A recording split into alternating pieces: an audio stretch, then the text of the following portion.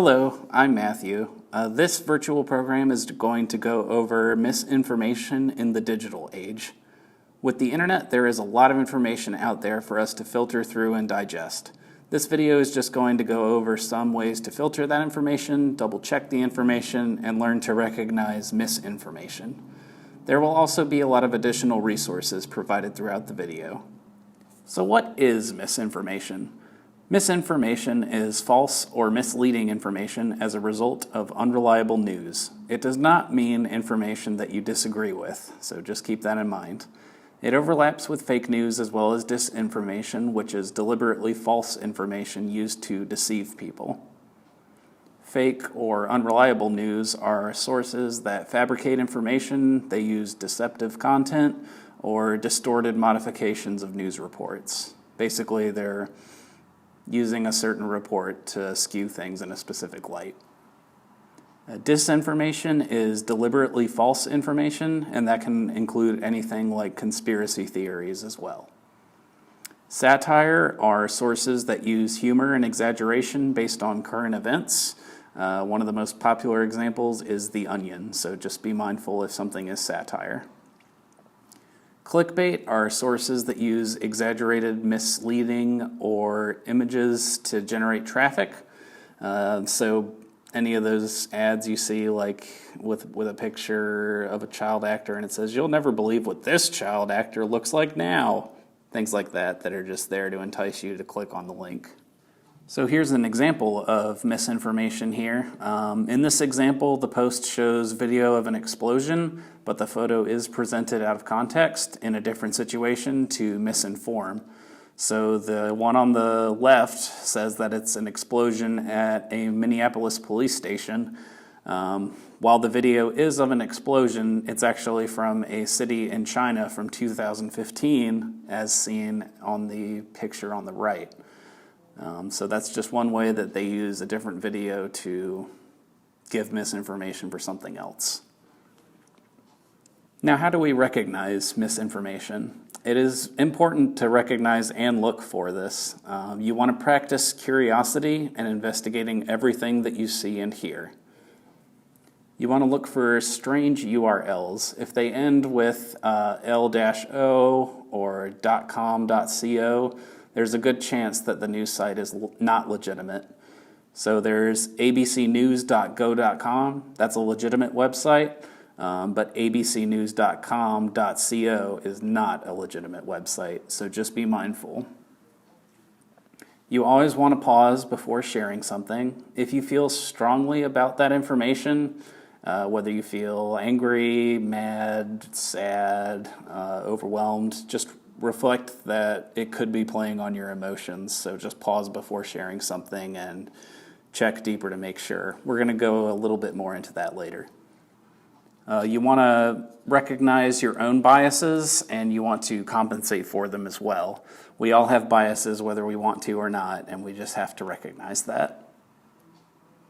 You want to take a brief glance at the actual article, look for any spelling or grammatical errors, check for wrong dates, lack of sources. Any of these are huge red flags. And when you take a closer glance at the actual article, check out who wrote it, who supports the site. If you can't find any information about the website or if you have restricted access, think about why that would be. So try to look for an about page and a contact page. If neither of those exist, you should be very cautious. And you'll want to check other sources as well, so use fact-checking websites to confirm the information and see if other news outlets are reporting similar news. And when all else fails, you can also use the reverse image search. If you see the same image used in other unrelated stories, that's a big red flag. Now we're going to go back to pausing before sharing. So like I said before, whenever you feel strong emotions after reading a headline, like if you seem like you're getting a little upset or sad or super happy, just take a pause and remember these questions to ask yourself. So first of all, what's the source? What's the mission of this news site? Is there any contact information? And what's the whole story? So you want to get beyond the possible clickbait headline. So you need to actually read the article and not just share a cool sounding title. You want to actually read the article before sharing it. You want to check to see if the author is credible and a real person. You might laugh, but sometimes stock photos are used and it's not a real person writing the article. And you want to look at what are the supporting sources. You want to click on the supporting sources to see if they actually do support the story. You also want to look at what's the date. Sometimes old articles are simply reposted and are not relevant. And you want to ask yourself, is this satire or a joke? If it's completely ridiculous or outlandish, it might be satire, so just make sure. You'll want to ask, are my own beliefs affecting my judgment? We all have biases, whether we want to or not, and it's important to acknowledge them. We're going to go into that a little bit later. Now, what if you ask all these questions, and what if I'm still not sure? You'll want to ask the experts. You'll want to either consult a fact-checking site. I'm going to list a few of those later. Or you can come in and ask one of our librarians. Now, here's a list of some fact-checking websites for you. These are just a few, but these are probably the 6 most popular ones that I found, at least. First, the Associated Press has a fact-checking page. You can just Google AP Fact Check. There's also factcheck.org. There is the MediaBiasFactCheck.com. There is PolitiFact.com, which is a Pulitzer Prize winner. One of the ones I know most about is Snopes.com, and there is also the Washington Post Fact Checker. All right, and as I said before, I was going to talk about recognizing our own biases and compensating for them. So what is bias? Bias is a tendency to believe that some things, ideas, and even people are better than others. Explicit bias is the ones that we are fully conscious and aware of that we have. Implicit bias is the attitudes and beliefs we have that are outside of both our awareness and control. Even people trying to stay impartial, like judges or journalists, they have implicit biases.